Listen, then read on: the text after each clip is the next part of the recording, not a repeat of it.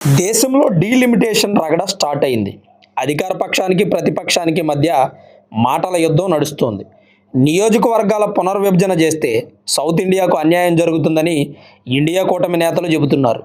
543గా ఉన్న పార్లమెంటు స్థానాలను 850 వరకు పెంచాలనేది ఎన్డీఏ అలయన్స్ ప్రతిపాదన. అలానే మహిళలకు రాజకీయాల్లో 33% రిజర్వేషన్స్ కల్పించాలనే బిల్లును కూడా పార్లమెంట్లో ప్రవేశపెట్టబోతున్నారు. మన దేశంలో మొదటిసారి ఎన్నికలు జరిగినప్పుడు 1952లో 4.4% మాత్రమే మహిళలు ఎన్నికల్లో పోటీ చేశారు. 2009లో అది కాస్త 10%కి చేరింది. ఇప్పుడు ఎన్డీఏ అలయన్స్ చేయాలనుకుంటోంది 33%. అంటే ఎంత పెంచారో చూడండి. రాజకీయాల్లో మహిళలకు పెద్దపీట వేయాలనేది ఎన్డీఏ అలయన్స్ ఆలోచన.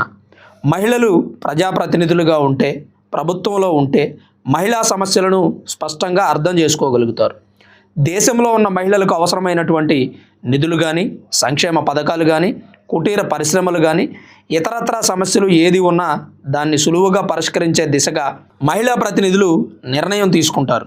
మహిళలకి సమాన హక్కు మన దేశంలో కల్పించబడుతున్నప్పుడు, ప్రతి విషయంలోనూ మహిళలు పురుషులతో సమానం అన్నప్పుడు రాజకీయాల్లో మాత్రం ఎందుకు వివక్ష చూపుతున్నారు? 33% రిజర్వేషన్ ఇవ్వాలని కేంద్ర ప్రభుత్వం ఆలోచన చేస్తుంటే ఇండియా కూటమి నేతలు ఎందుకు వ్యతిరేకిస్తున్నారు?